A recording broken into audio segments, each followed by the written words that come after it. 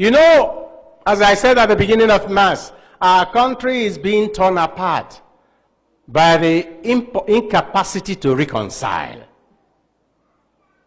Only 6 years after our independence, in 1966, some military officers thought that the politicians were not getting things right and staged a coup. That coup set a ball rolling that eventually culminated in the worst massacre and genocide in modern African history, the Nigeria-Biafran War. Attempts at discussion, mediation failed, mainly because one of the major partners in mediation was an interested party, the British. When you are calling those who sell arms, when you are calling those who steal your minerals when you are fighting,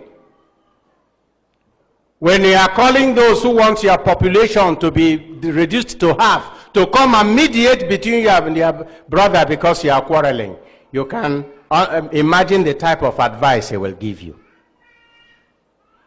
But that is not the worst.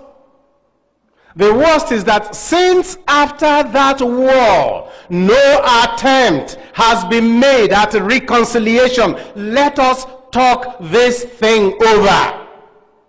My brother and friend, the Bishop of Sokoto, Matthew Hassan Kuka, has kept saying, until Nigerians sit down and discuss the injustices done to the Easterners during the war and ask for pardon for the unjust murder, there will be no peace.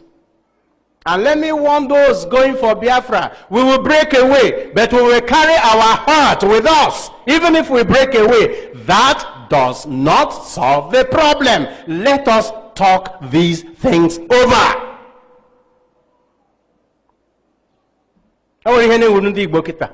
Autonomous community. Autonomous community. Then the gay jugume cannot or make a way into autonomous community about.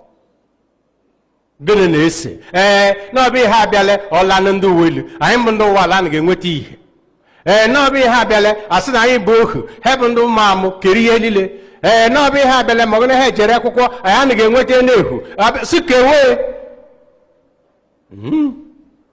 Nenugu. Avec a way your own way in the jasna heck and doesn't have balako. That does not solve the problem. We can no longer count the number of autonomous communities in Igbo land. And yet we have been unable even to unite and get one extra state to balance the geopolitical zones in Nigeria. Because divided, we cannot stand. Why can't we sit down? Reconciliation takes time. It needs patience. It requires love. After the war, they told us there will be reconstruction, reconciliation, and rehabilitation. As not one of those things was done. And because we have not been able to talk these things over, the injury that was done to a people is handed from one generation to another generation. Scrapping history from our curriculum in the secondary schools will not solve the problem. The problem will be solved by, let us sit down and talk these things over. And if we can't handle it, we are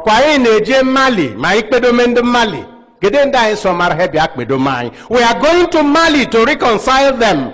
Whom have we invited to come and help us reconcile ourselves? In our arrogance, we don't even accept we have any problem.